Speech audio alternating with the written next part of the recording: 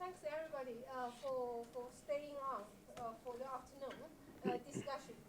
In the afternoon, we will have two talks by two distinguished scholars who are experts in this field to present their in-depth analysis research on different aspects of innovation in the low-income countries. And later we'll have a very important panel on policy implications, and with also high-profile policymakers, which we are lucky to be able to invite, from UNCTAD, from WIPO, from STEPRI, from Ghana, from Africa.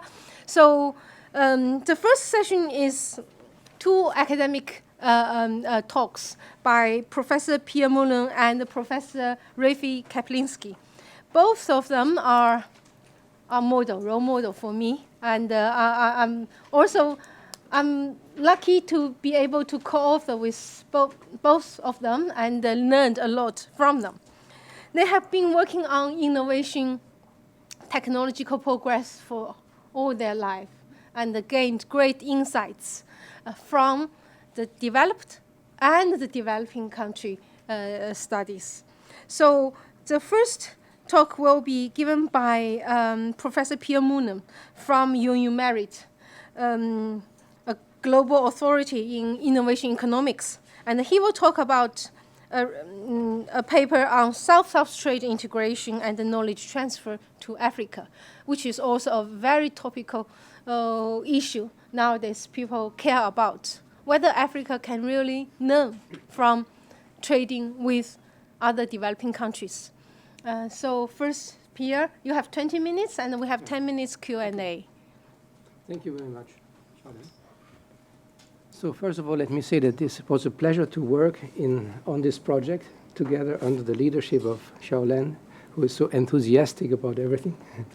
It was nice to work with you, and also nice to get to know George, and to work together with Ho Jun, who is actually co-author of this paper and who has done most of the work, and also Giacomo, who is sitting over there, with whom I also had the chance to collaborate during this project. So this is a paper that Charlene mentioned before when she gave her presentation, her summary of the project. And in this paper, we are interested in finding out whether Ghana in particular, and maybe largely African countries like Ghana, benefit from trading with not just with northern countries, but also with southern countries, and in particular with China. China has become the largest trading partner for Africa in 2012, and a major import source and destination for foreign direct investment in China. It has been just impressive how China has been, let's say, conquering the African market. And in particular in Ghana, the imports moved between the years 2000 and 2012 from 3.7% of total imports to 18.16% of total imports. And the figure is even more dramatic in terms of exports. In terms of those was exports. In terms of the total volume of imports from China increased more than tenfold. So there is a lot of trade going on between Ghana and China. So the question then, our three questions in this paper are the following. Have Ghanaian manufacturing firms benefited from trading with China in terms of total factor productivity? And how does this compare, this trade with Ghana, compare with trade with the OECD countries? Do Ghanaian firms learn more from trading with China, or do they learn more from trading with OECD countries? And does this learning from trade have anything to do with a sectoral dimension? And this is a bit the question you asked this morning. And is there more of a chance to learn from trading with China in industries where Ghana has a comparative advantage? So those are the three questions we investigate in this paper. To go quickly over the literature, the literature has been, many papers have been written on so-called spillovers, trade spillovers, FDI spillovers, actually all the connections that in this very nice graph that Xiaolen showed in the National Innovation System and its connections with the outside pool of knowledge. Ghanaian firms benefit from foreign firms through trade and FDI and mobility of personnel. They gained from absorbing knowledge, fundamental knowledge, but also management techniques. So all these are positive spillovers for Ghanaian firms. But of course, there can also be negative effects. And the negative effect could be, for instance, if having more to do being in competition with Chinese firms come on the Ghanaian market and they are maybe more competitive, and hence there is a pressure of competition. It can have good effects, it can also have negative effects in the sense that Ghanaian firms lose some of their market shares, for instance, and there can be also a negative wage spillover effect. So there are these positive and these negative aspects. Then there has been a literature that says that the learning effect is stronger when you trade with countries that are similar to you, because you are more receptive to the kind of knowledge that they can transmit to you. If the gap between, say, a very advanced country and a less advanced country is too high, then you have so-called absorptive capacity problems. So in that sense, you might learn more from trading with similar countries that are not so distant from you than from trading with countries that are, say, at the frontier of technology. And then there is this dimension of where you have a comparative advantage, be it in terms of natural resources or be it in terms of accumulated experience.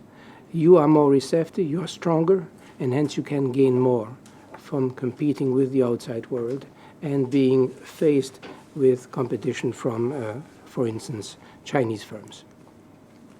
So how did we go about it? We went about it in two ways. First, we estimated total factor productivity. Total factor productivity is this ratio of output with respect to an index of input. In terms of growth rates, it would be the growth of output minus the weighted growth rates of all the inputs. And this is the so-called solo residual, if you want. So this is a measure of productivity that takes into account not just one factor of production, labor, but all factors of production. So this is our measure of performance, the one we concentrate on. And then we are going to regress this total factor productivity on a certain number of explanatory variables. But first of all, we have to construct this TFP index. And so we do this by using a Cobb-Douglas production function. That's the first equation that is there. And we use this methodology that has been initiated by Oli and Pakes in 1996. And after that, Levinson, Petrin, Ackerberg, Caves, and Fraser, Woodridge, Dorazelski, Jean Mandreu, and many papers have used that and improved on that original methodology proposed by Oli and Pakes. The basic idea is that there are actually two error terms. There is this VIT and this EIT. EIT is the usual error term, the things that you cannot explain, that norm that both you and the decision maker cannot observe. But then there is also this VIT term. This is a term which is connected to the input choices. So the decision maker knows VIT. The econometrician doesn't know it. And the decision maker takes into account, on the basis of this VIT, he's going to choose his optimal levels of capital and labor. So this is an endogeneity, an input choice endogeneity problem. And then the solution that was proposed by Oli and Pakes was somehow to find a proxy and somehow to replace this VIT by a proxy. And they suggested investment, and then later a paper by Levinson and Petrin suggested to use materials because some firms do not invest, hence you have a zero, that's some problem. So they assumed, they proposed to use M as a proxy. So in a sense, you see that's what you have in your second equation, VIT is replaced by its link with respect to KIT, capital stock, and MIT, intermediate inputs. So we used this methodology that was proposed by Levinson and Petrin. Now, in the meantime, there have been other methods, maybe more sophisticated. We haven't yet adopted this method of estimation. So another thing that this method does, it assumes a first over Markov process in the VIT process. So the VIT is like, if you want, rho times VIT minus 1 plus psi IT, and psi IT is again a random error term that normally shouldn't be correlated with anything that you observe. And then the idea is then to use GMM estimation that use this orthogonality between the psi IT, that random error term, and, for instance, past levels of capital labor and so on. So from this methodology, we retrieve a measure of TFP, which is this A0, which is, if you want, this constant term in the first equation, plus the expected VIT. Then once we have this TFP, then TFP gets regressed on a certain number of variables. And in particular, we are interested in finding out whether trade with African countries or non-African countries, or trade with OECD, non-OECD countries at the firm level or at the industry level has any effect on TFP. And we also try to control for some other explanatory variables like FDI, the presence of foreign assets in the firm or in the economy, the Herfinal index, which is a measure of competition, and some other factors. Now, the problem when estimating this equation is, apart from the problem that I already described in calculating TFP, is that there might be omitted factors. We do not observe everything. Now, in partly we can correct for this by introducing also lagged TFP. In a sense, many studies also have found that there is a persistence in productivity. And introducing lagged TFP takes this persistence into account. So that's the first thing we do. We introduce a lagged TFP level. The second thing is that we have, as I will say in a minute, we have firm data, but we also have industry data. And we found it interesting to also exploit these industry data. Now, if you use firm data and use industry data, there is a famous paper by Moulton many years ago showing that in that case you have a tendency to have too low standard errors of your coefficients. So to do that, you have to use clustered standard errors at the industry level. So that's the second thing that we do. And the third thing is that we also take into account, we try to take into account the endogeneity of the trade flows, because some of the factors that determine the trade flows also determine productivity. So we use a GMM estimation and we compare it to what we would get if we use just ordinary least squares, where this bias is not corrected for, or whether we use fixed effects panel techniques. Now, the data that we have, now as Xiaolen showed this at noontime, is that in this project we have collected this very nice data set. We have done a survey on Ghanaian firms together, thanks with cooperation of the Ghanaian Statistical Service. But this is only a cross-sectional data. And to do the kind of, to address the questions that I put at the beginning, we need more than just cross-sectional data. So we looked at what kind of data are available. Now, there was a data set at the Center for the Study of African Economies, at Oxford University. And that's a data set of 201 firms after cleaning up some deficiencies in the data. We are, at the end, we are left with 201 firms over a period of 1991 to 2002. Now, it's an unbalanced panel, so altogether we have 1,710 observations over these 12 waves. And the sectors included are food, processing, textiles, garments, wood and furniture, metal products, and machinery. Okay, this is for Ghanaian firms. And we only took, so that's also another reason why we don't have the same number of total observations as in the initial data set. We only took firms for which we had observations in 3 consecutive years because we needed this lag TFP variable. And this data set then gives us data on the output and the inputs, so capital, labor, materials, value added, and so on, and also trade statistics at the firm level. So that's our firm level data set. But then we also wanted to have some more information about trade with different trading partners, because this doesn't tell you. The first data set only tells us how much a particular firm has imported or exported. But we don't know with what was the trading partner. So for that, we use the Comtrade data set, which is a data set at the commodity level. And when we aggregated the commodity level at the industry level, and then we are left, this is then an industry variable. So we have the trade, export, and imports for Ghana's trade with different trading partners. So that's our industry level data set. So this here, I don't know whether, I hope it's clear enough that you can read it. So this gives us some descriptive statistics. So let's look in particular, for instance, the mean, the first column in the numbers there, it's the mean value. So for instance, the percentage of output exported within Africa was about 2%. That's relatively low. And for non-African countries, it was 6% in our data set. And the percentage of raw materials imported, 24%. And then at the industry level, you see that the ratio of total assets owned by foreign firms over the total industrial assets was 41%. So 41% of total assets capital is FDI. A Herfindahl index of 0.3, exports to China 23%, no, not 23%, 0.23, sorry, that's total level export divided by industrial value added. And just to compare it with the export to the OECD country, that's much larger, that's 2.64%. So we have done the estimation of that Cobb-Douglas production function with OLS, fixed effects, and Levinson-Petrin methodology.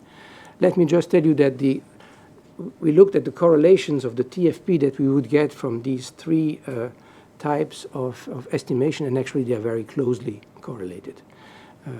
So even if we haven't yet estimated this TFP with the most advanced technique, it probably won't make too much of a difference in terms of TFP. Now, first table there, we show the results of where we distinguish the imports from China with the imports from the OECD and the exports to China with the exports to the OECD. And you see in the first 3 columns, we use the OLS, fixed effects, and GMM estimator. So let me just concentrate on the GMM, which is the most, it's supposed to be the most, the best estimator, so the one leading to the most consistent estimator. And what do we see? We see that, just to concentrate on a couple of things, you see that FDI is significant. FDI has a strong effect on TFP. So the positive effect of having presence of multinational firms in Ghana. And the other significant coefficient is the export to China. So you see that firms that, those are firm data. Firms that export to China have a much higher TFP than firms that export to the OECD countries. So that is a very strong result. In columns 4 and 5, we took again the GMM estimation, but now we made a distinction between the sectors where Ghana has a comparative advantage, and those are the sectors, so-called traditional sectors. If I'm not mistaken, it was food, garment, furniture, wood, and textile. Those are and those, correct me if I'm wrong, those are the sectors where Ghana is strong. And then in the second industry group, we have all the other sectors. So we expect, according to the theory, that the effect of trade should be higher in the column that corresponds to Model 4. And indeed, we see that imports from China is significant at the 10% level. Imports from the OECD also at the 10% level. Actually, it's a little bit higher for the imports from the OECD than from the imports for China. And again, the exports to China is significant, whereas the export to the OECD is not significant. Now, if we compare columns that correspond to Model 4 and 5, we see a bigger effect indeed in Model 4 than in Model 5. So that confirms roughly that there seems to be at least some evidence that where you have a comparative advantage is also where you benefit more from trading with China in particular.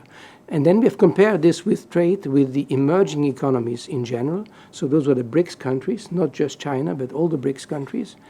And there again, you see that in Model 4, we see a significant effect of the imports from the emerging economies, and but also a significant effect of imports from the OECD countries, which we do not see in column 5. And then finally, and maybe now we are stretching a little bit too much, but we are kind of looking for more evidence and looking also at regional and industrial panel data. So there we used no longer firm data, but now we used data at the industry level and at the regional level. And we used the World Bank Enterprise Survey data from 2006 and 2012. And we combine this with data that were, again, from this CSEA data set. And we computed the variables as the average value for every firm, so the firm average at every industry and every region. So altogether we had 4 regions and 11 industries. So that gave us 2 data sets, one with 100 observations across 6 waves, again, an unbalanced panel, for the 6 years that we have there, 92, 95, 99, 2002, 6, and 12. So we took waves at least 3 years apart. And then a second data set where we had a larger number of observations, but we had all the waves from 1990 to 2002, plus the 2 waves from the Enterprise Survey. Let me skip this one, and then let's again look at the results. And there we see that imports from China have a positive significant effect on TFP.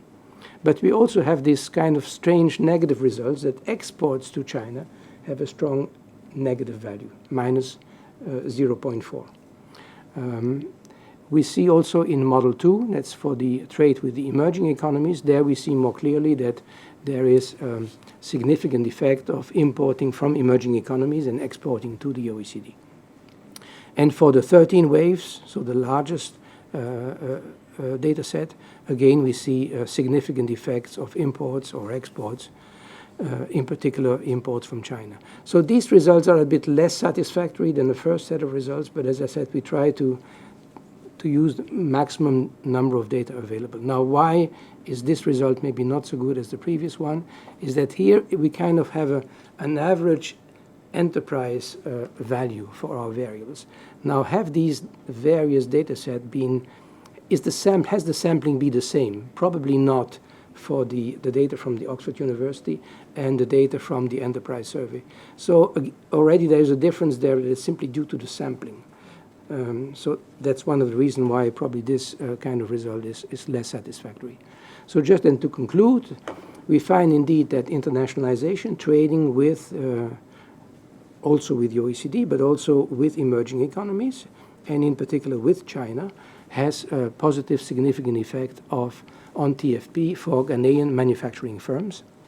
And actually even the effect is even stronger for trade with China than for trade with the OECD countries.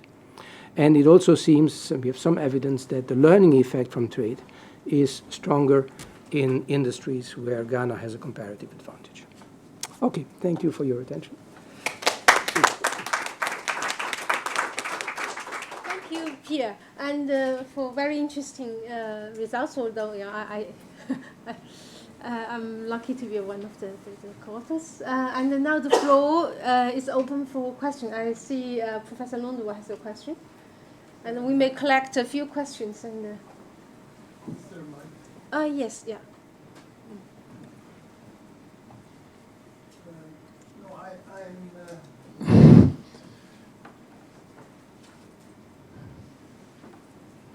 just coming back to the issue about diversification.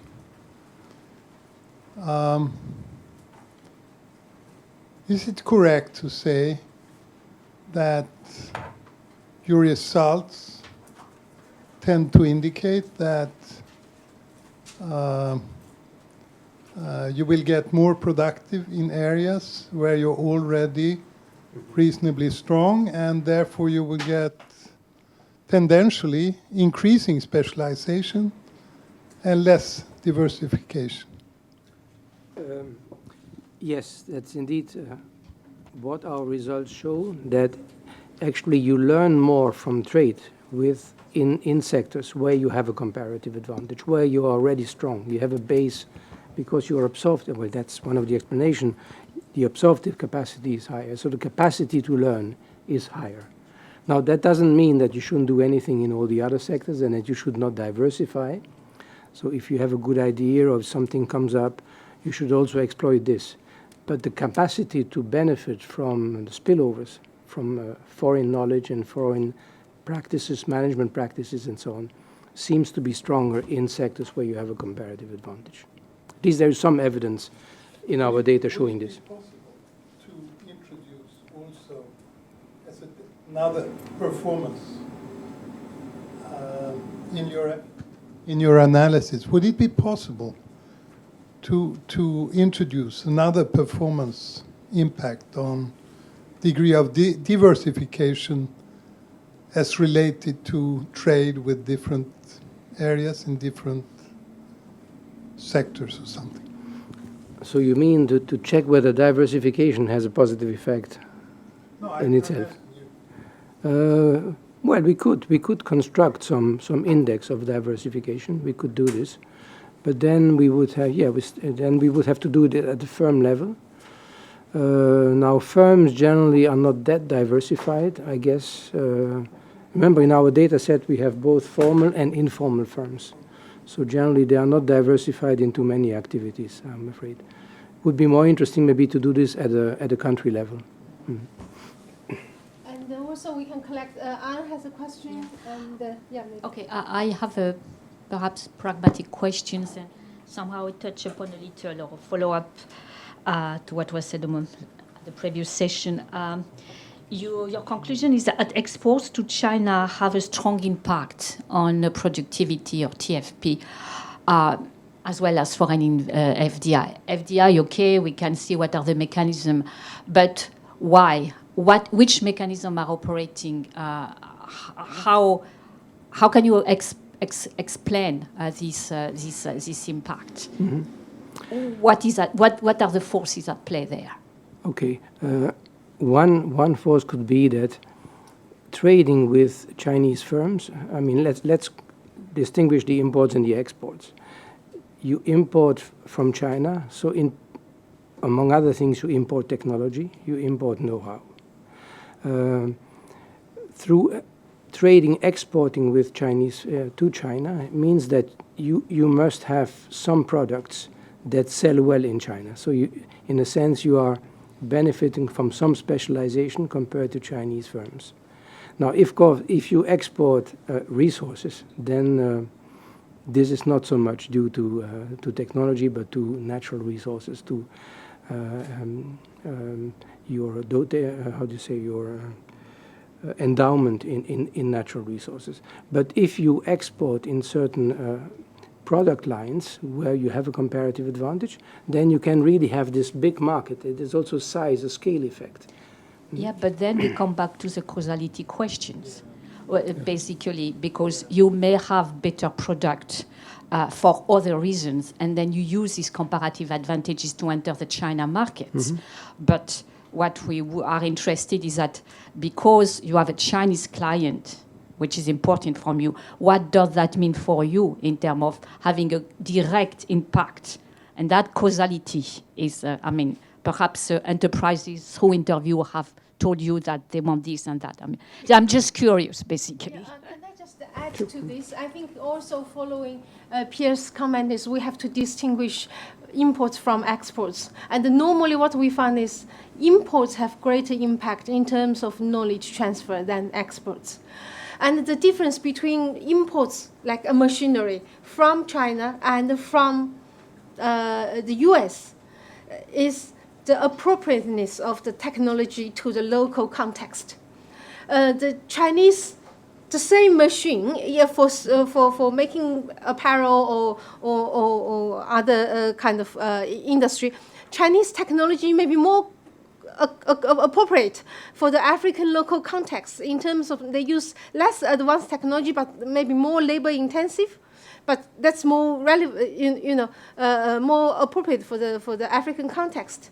So I think that's why Chinese technology might be different from the Western technology, is its appropriateness to the local context and greater absorptive capacity of the local firms to absorb those type of technology, like a very advanced technology from the US or from Japan.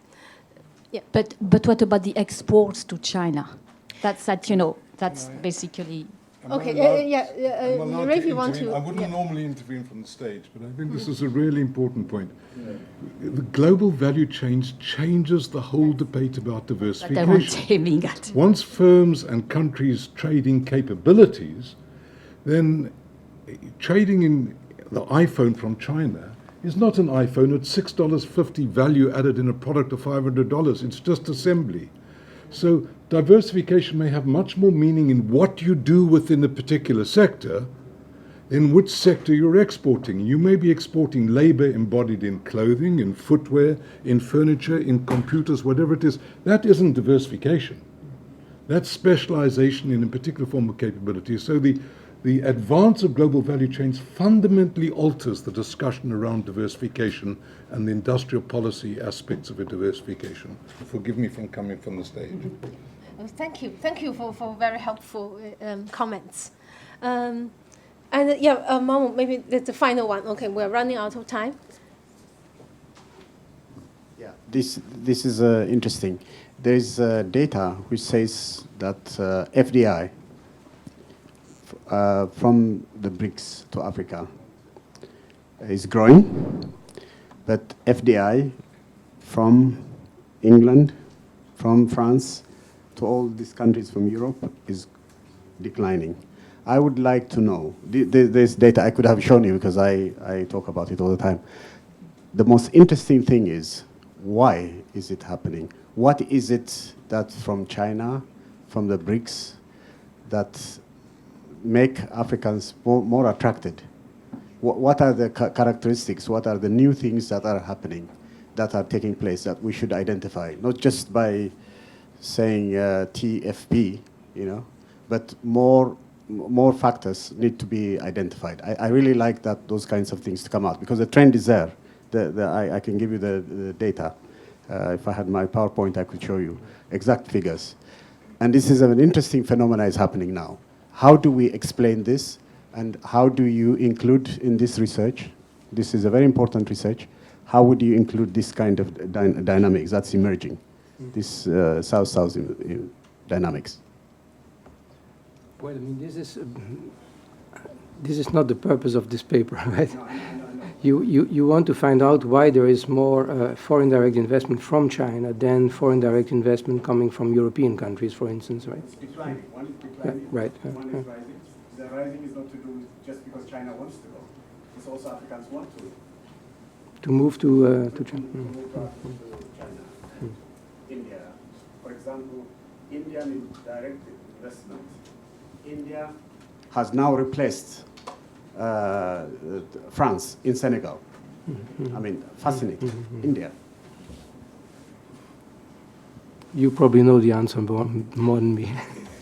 I think you raised a very interesting question for future research, although it's beyond the scope of this study. I think about the development, wider development effect of multinationals in investment in Africa is a very interesting issue. We have another project working on this. It's an interesting one, although not this.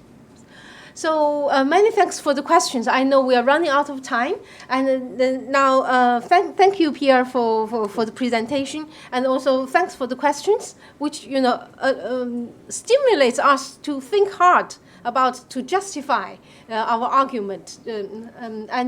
Now let's welcome Professor Rafe Kiblinski to talk about his research.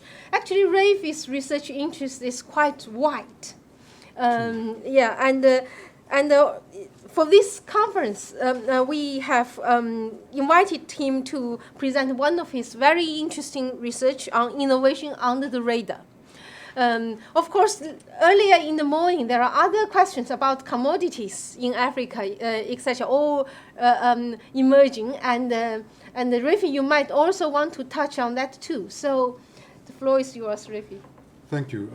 I have more than 20 minutes. I will try and control myself. Otherwise, I'm sure you'll control me. It's a great privilege to work with Sheldon. She won't believe it, but I've learned more from her than she's learned from me. Okay, what am I going to do today? I'm going to start off with a few introductory comments on innovation as a prelude to distinguishing between innovation which occurs above the radar, which I'll define, and innovation which occurs below the radar, which I'll try and define. And I will then argue that we have a significant change in the trajectory of innovation with respect to developing countries. And I'll ask the question, who are the drivers of this new trajectory of innovation? And are we picking those drivers up adequately, because most of our measures are above the radar? And at the end, one of the key bits which is below the radar is I have empirical flesh to put on the point which you and others have made of what are the distinctive characteristics of self-trading technology. It lurks in everything we've said. I've got 3 case studies. David is in the room, has done one of them, and I think the information there about the characteristics of this innovation are very important. So can I rush ahead? Okay, let's begin with a Schumpeterian approach to innovation driven by the market, average rate of profit. Somebody has a good idea, innovates, enables them to earn a profit above the norm. Somebody copies, so there's the second round of innovation, you get copy and whatever. And it's this driver of innovation which has driven economic growth, which explains why the capitalist world overtook and destroyed the communist world over the second half of the 20th century. I'm not giving a normative point to this, but I'll come back to the implications of this later on when I try and drive the discussion around the question of inclusivity in the meaning of development, because this type of innovation meets only particular needs in the system. Okay, we have innovation which you've already heard, new to the world, new to the sector, new to the country, sometimes new to the subnational region, particularly in big countries, and of course new to the enterprise, and you might say new to the worker as well. So now let's go to innovation metrics. So above the radar, the classic ones, R&D as a percentage of GDP, number and ratio of scientists and engineers, nature and size of the national system of innovation, Bogota manual, and all the things that we're accustomed to measuring as inputs into innovation. We have classic measures of output of innovation, which is patents, but in a paper which I don't want to talk about, we've also looked at the confluence between market shares and unit prices as an indicator of innovation, types of innovation. There are standard indicators in the Bogota manual, number of new products, percentage of new products and sales and whatever, total factor of productivity we've just heard. And essentially these are standard techniques above the radar. We know and understand them well. They are predominantly metrics which come from macro data sets, either in national account statistics or in large surveys of the sort that you've done. There are a set of innovations. Can you just push the down? Yeah, which are below the radar. Continuous improvement, Kaizen, the Japanese word, things which people do in the workplace, which are not measured in any way, but actually historically, at least in the Japanese ascendancy in the 1980s and 1990s, were at least as important, if not more important, than the formal inputs of science and technology. We can look at the adoption of particular sorts of equipment, and I'll give some examples later on. There are changes in organization. Those changes in organization may be within the enterprise, just-in-time production, total quality control, whatever. Or there may be changes within the value chain, functional repositioning in the chain, that is, a firm moving from assembly to design to marketing and to brand names. And these types of innovations tend to be below the radar. None of our metrics are picking them up. So here are the 2 sets of metrics which I've tried to identify. I now want to rush into the next part of the discussion and to argue that I think that innovation trajectory is changing with respect to development. And I want to explain why it's changing most in relation to that first Schumpeterian graph which I had in the beginning, which is around innovation as a response in the search for profits. Okay, so think of technology as computers not working. There's something, yeah. Oh, let's first think about the inducements to innovation. What determines the trajectory of innovation? Because innovation doesn't follow some natural, God-ordained Darwinian driver. First, it responds to demand. And incidentally, the economics of innovation literature barely considers this. If you read Rattan's book of 476 pages on innovation, 1.5 pages is on demand as an inducement to innovation. The one we're used to is factor prices, and I would add to that the character of infrastructure. Is infrastructure widely available? And thirdly, the evolutionary economics, that firms tend to have innovation trajectories and path dependency, which once they get in a particular path, they tend to sustain. We should add the first three are widely, particularly number 2 and 3, widely evidenced in the economic theories of innovation. The first one is basically ignored, but the fourth one, of course, becomes very important, that innovation increasingly responds to a regulatory environment. Now, the sorts of technologies that has given us with respect to developing countries is capital-intensive technologies, scale-intensive technologies, grid-intensive technologies, technologies aimed for high-income products, and technologies which externalize environmental impacts. And this trajectory of innovation largely follows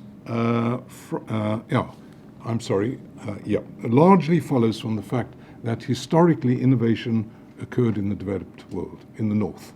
So because northern companies were operating in the context of high labor prices, low capital costs, widespread grid, mass communication infrastructure enabling large-scale production with high-income consumers, we tended to have products which, from the developing countries' point of view, were largely inappropriate for the needs of developing countries. So the historical trajectory of technology has been giving us technologies which are inappropriate. And of course, that's not new. We've known about it for years and years. If you read the Sussex Manifesto of 1970, they calculate that only 2% of science and technology research and development was occurring in the developing countries, and most of that 2% was replicating the sorts of science and technology innovation that occurred in the rich countries. So if we then look at a taxonomy of innovation, I'm just giving you a typology. If you think of innovation as that first column, inappropriate for developing countries on the top, capital and scale intensive, labor intensive and small scale at the bottom, and you think about the horizontal axis of inefficient and efficient technologies. In the 1970s, most of the technologies that were efficient were produced in the developed countries, and they tended to be high wage, capital-intensive technologies, low cost of capital, of course, large markets with a strong entrepreneurial sector in the North. The technologies which were appropriate for developing countries, which were labor-intensive, where there were small markets with low-income consumers and with weak entrepreneurs, tended to be inefficient. Now, things have changed. Oops, I don't know why they've changed. That slide, okay, I'm sorry, there's a slide which didn't come through. It may come out later on, it's been misplaced. What we've had at the moment historically is in the top right quadrant being efficient and the low left quadrant being inefficient. We're now finding more and more technologies coming in that bottom right quadrant. That is, they're efficient and they're labor intensive, they're designed for poor consumers, and they can operate in the context of poor infrastructure and small markets. And the question is why? What's disrupted this innovation trajectory, which was inappropriate and inefficient, and is now giving us appropriate and efficient technologies? Well, firstly, the major driver in the world economy are southern drivers of demand, low levels of per capita income with poor infrastructure, and when markets are stagnating in the north and growing in the south, we have the capacity to earn this wonderful phrase, the fortune at the bottom of the pyramid. A second reason why we're having efficient technologies in the bottom right quadrant is the growing awareness, and this is, as it were, meeting the problem of that very first slide I gave you, which it only is a model of innovation where you've got profit at the end of the story. We now have the capacity to have innovation which is also aiming at public goods. I'll come back to that. So the second reason why there's a disruption is that we have the global diffusion of innovative capabilities. 2% of research and development was in the developing countries in 1970. It's now something like 25%. Thirdly, whereas entrepreneurship in the South was weak and strong in the North in the 1970s, we have the growth of a very vibrant capitalist class in developing countries, and so we have a combination of the diffusion of capabilities and entrepreneurial capabilities in developing countries, and we have the growth of the families of new technologies which spur this. I'm thinking of ICTs, which enable decentralized communications and all the things that go with that, nanotechnology, which does similar things, and the role of new renewables. And we have new patterns of trade. And so I'm rushing the argument, but just to summarize where I've gone so far, the drivers of innovation in the past were drivers which existed in the North. They gave us technologies which were generally inefficient. And therefore we had a situation where efficient technologies were inappropriate. We're moving to a world where increasingly we have efficient technologies which are appropriate. And that disruption is a function of the growth of incomes in the South, the widespread diffusion of innovative capabilities in the world, the growth of entrepreneurial capabilities in the South, a series of new technologies, and South-South trade, which I'll talk about in more detail. Sorry, for some reason these slides have gone completely wrong. Is there somewhere we can switch off animation or not? Really, no. Sorry. Okay. Phew. So I want to take the last of those. Yeah. Let's just go down. There should be some graphs there. Are there any graphs? Go down. Well, I'll have to talk to them. I apologize, I changed the PowerPoint. I want to read you something written in the 1970s by a person who became the economic advisor to the last government in India. Closely related to the problems of technical choice is the problem of capital goods production. It is unlikely that the capital goods producing sectors of developed countries will respond to demand for such goods in underdeveloped countries. Capital goods producing industries in the more advanced of the underdeveloped countries will have to take a lead in producing the appropriate capital goods and indeed exporting them to other underdeveloped economies. So I use that to explore one of the issues which you've raised, which is the character and nature of South-South trading technologies. So we did 3 case studies. David did sewing machines in Uganda, comparing Chinese sewing machines with Western sewing machines. We had another person doing rice tilling and tractors in Tanzania, comparing Chinese and Indian machines with Japanese and European machines. We had a third person looking at sewing machines in Kenya, comparing Western sewing machines with Chinese sewing machines. And what you see, and you would have seen on these graphs, in all 3 sectors is a massive supplanting of capital goods from the North by capital goods imports from the South. And if you aggregate beyond these 3 sectors in the South to all Africa's capital goods imports, I have the graph in front of me, I don't know whether you can see, China's share of Africa's capital goods imports rises from something like about 2% in 2002 to over 25% by 2014. This is below the radar. We observe massive increase in imports from the South. These are imports not driven by NGOs and good works and aid agencies. These are imports which follow the Schumpeterian motor right at the beginning of the search for profit. And the developmental implications with respect to inclusive innovation and with respect to development are really quite substantial. Southern machines are increasingly dominating each of these markets. They are technically inefficient. They're just not good quality compared to the northern machines. We document that, okay? They're less durable, they don't last as long, And at current market prices, they are sometimes less profitable to operate than the Western machines. And yet still they're dominating. Why? Because they have low acquisition costs. Poor entrepreneurs, remember the rise of entrepreneurial capabilities in the South? Poor entrepreneurs are able to access technologies which they couldn't otherwise do. They tend to be less grid intensive. David's work on sewing machines in Uganda shows that you can't use the automated Western machines in the rural areas, but you can use the pedal-driven Chinese machines. They produce lower quality output, but lower quality output doesn't matter to people. They would like to have higher quality output, but the characteristic across all these three families of technologies, which is they produce lower quality output, tends to be developmentally positive rather than developmentally negative. In Uganda, what David found, going back to an earlier point, is that the Chinese sewing machines, less quality, less durable, lower product quality, are much more reachable by female-headed enterprises than by male-headed enterprises. So one of the consequences of these appropriate technologies is it also has a gender effect and a gender implication. Now, they're not all good. Almost finished.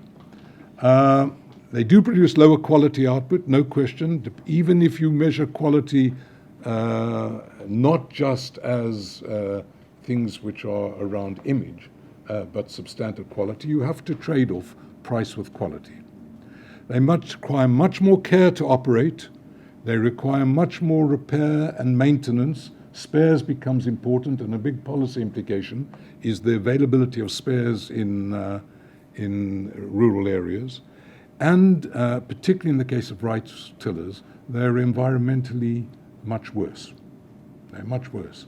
They pollute the ground more, they're much noisier, they're more difficult to operate, and people using Chinese rice tillers in Tanzania are basically shaken to pieces. So you've got a trade-off. So it's not all a good story. 3 takeaways. Are there really different technology trajectories or not? I've stated it as a fact, but it seems to me to be a researchable hypothesis. To what extent is this just a function of the changing geographical location of innovative capabilities, or will the transnationals in the north, seeing these opportunities, be able to access the same low-income markets with labor-intensive and appropriate technologies of their own? And finally, please, as researchers, let's look below the radar. And if we look below the radar, then we have to say something either about the nature of our research methods, and as you can see, the research methods I'm describing are rather different to the research methods we've used, or we've got to think about a much better productive interplay between above the radar type macro, which is the point which Beau was making this morning, the macroeconomic above the radar type research and innovation and what's happening on the ground. I do apologize for the PowerPoint, because the graphs in particular tell a dramatic story of what's happening on the ground, which is not being recorded. That is that capital goods in the developing country are now increasingly coming from other developing countries, not from the north. And that has big developmental implications. Thank you. Thank you, Rafi. As always, very thought-provoking, very stimulating talk. Now the floor is open, and we have the young gentleman, and then we have Bao, and we have George. Okay. Hi, my name is questions. Anand. Yeah. Just wondering how different this is from the wave of automobile kind of development with Japan in the 50s and 60s and coming into Africa, displacing it. How much is it market segmentation, trade-offs? I mean, if you could expand maybe the comparison. Can we collect all the questions and Can you just Bob, briefly expand on that? I'm not quite sure I've heard carefully what you're saying. Okay, so just as with sewing machines or tractors, the car market used to be in Africa that I know dominated by British brands and American to some extent, but then the Japanese did exactly the same thing, but in the 50s and 60s, and then moved up market from low quality to higher quality around the world, but have displaced. And we're now seeing more waves of that. So it's maybe the other end of this trajectory we can already look at, but in a much higher value item, which has implications as well. And Professor Lundwall, and then George. Just referring to your below the radar data, I think 40 years ago, R&D data were below the radar. And I think the radar could be developed to capture some of the things which are not there. And I think it would give a great advantage to have data on that kind of organizational characteristics and other type of lower level capabilities. Do you agree on that? Thank you. George? Yeah, Professor Kapliski, I just want to say that, yes, I completely agree with you concerning the points you made about the imports of capital goods from China and to some extent India. Price competitiveness really is driving such imports.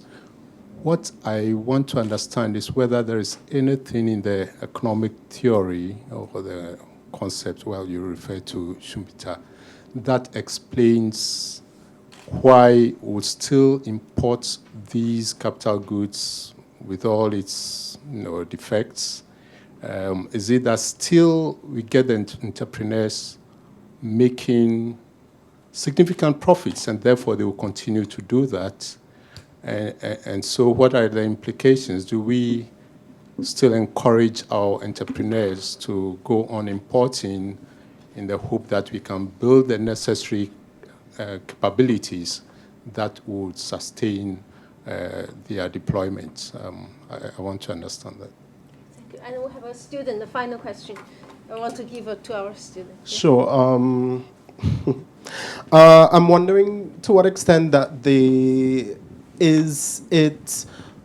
are these kinds of activities and processes concentrated in certain countries, and if there are implications for trade lock-in, if some countries that are historically, and whether this is linked to market size as well. I mean, because smaller countries, there's certain opportunities for them that they may not be able to take advantage of. Cost in terms of shifting trade from one country to the next. I wondered whether if you can say more about the policy drivers for the demand. What are some of the characteristics of that? Okay. We're running out of time. Okay, very quick question, please. Mamu, yeah. Quick one. Now, just in your conclusion, are the above radar ones degrading into below the radar, and the below the radar ones upgrading into the above the radar? All right. Okay, let me be very quick, because I want to give a completely different paper as my final conclusion, if I might. A challenge to the group as a whole. So, firstly, the auto story. I didn't have time to say, but it's very important.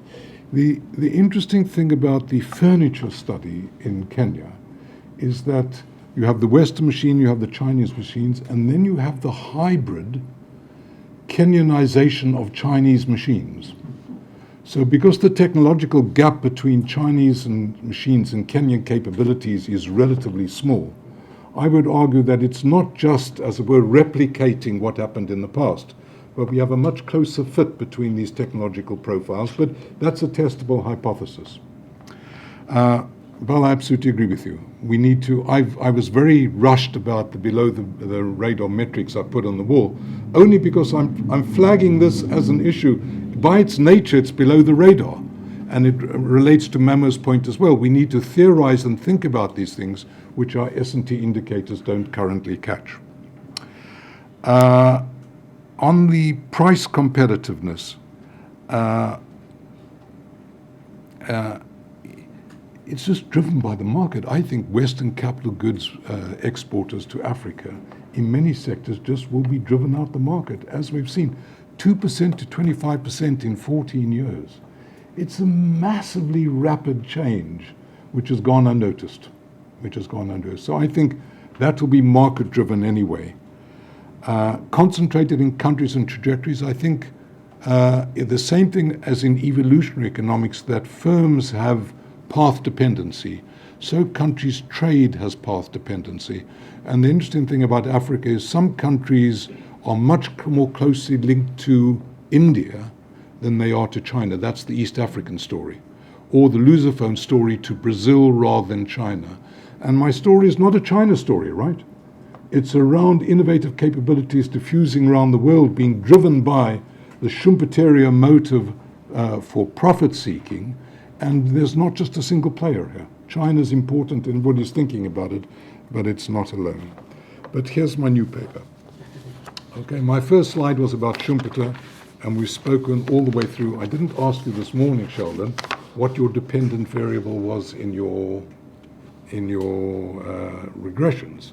Was it profitability? Was it employment growth? It doesn't matter.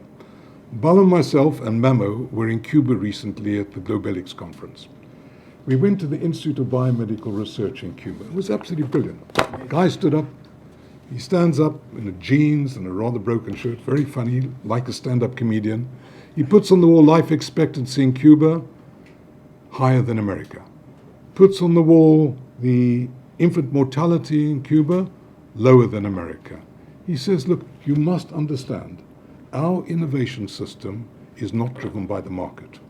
We never ask the question in our health system whether we're going to make a profit from it. We start off from the needs of the people, and we build up from the needs of the people, and that has got us to a situation. Do they have, was it 12,000 PhDs, Bo? What are the numbers? They've invested, there's over 200,000 people, I think, in the sector in Cuba, 12,000 PhDs, all in an innovation trajectory which is not driven by the market. Actually, when Cuba opens up to the north, it will become extremely profitable, they'll make a lot of money. But why I raise all that is that if we're innovation researchers and we're looking at the development agenda, can we just focus in on the innovation motor as a motor driven by the search for profit and for economic growth as measured by economic planners? Or are we not living now in a world of such significant exclusion that innovation researchers, we have some responsibility to begin thinking about those innovations and innovation trajectories which none of our indicators are catching, because they're not really indicators which, or few of our indicators are catching. They're not, I'm overstating the point. I've made my point. I'll stop there.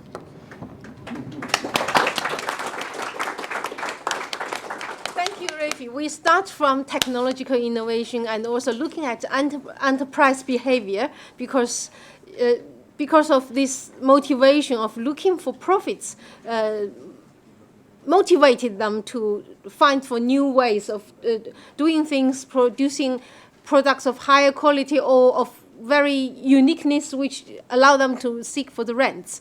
And also nowadays, in the 21st century, we look beyond this and look for development. So it's sustainable, inclusive development, care about people and care about the planet. I think our research, this project is a start. We will look wider dimension of innovation for the low-income countries, for Africa. I think for all the low-income communities too, no matter where they are. Even in the middle or high-income country, we have the low-income communities too. So can I just come back? I certainly wasn't knocking what we do as a research community, but what's interesting about the Cuban story is that the key policy measures aren't innovation policy. They're around income distribution and macroeconomic political policies which have enormous innovation consequences, but are not within the realm of innovation studies or innovation policies. So I'm not knocking what you've done or what indeed I've done, but it's wider, the challenge is wider than, we haven't met the challenge as a community. Thank you. We can say a bit more about you. I think you lost that time. Globalix did an excellent thing to run a conference in Cuba. I was amazed, I'm telling you, on the streets. All the people told us, we have everything. We eat, we drink, we have shelter, but not enough. Something like that is what we heard. I mean, across the country, we were just amazed what we found in a few days. I wish I had stayed longer. And some of us need to do the study, because before they become Miami, now, America is going to get in. Before they get in, I really think this distinctive, I think Reggie, we should really give him applause for raising this point, because he was very engaged in the debate on the biotechnology engineering, and it was very fascinating what we saw. I couldn't believe it. And I think we should thank Globalix for getting, for organizing in very interesting, difficult places this kind of Conferences. Yes. So yeah, next year I will attend Globalix conference for sure. I have told Bo next year I will go.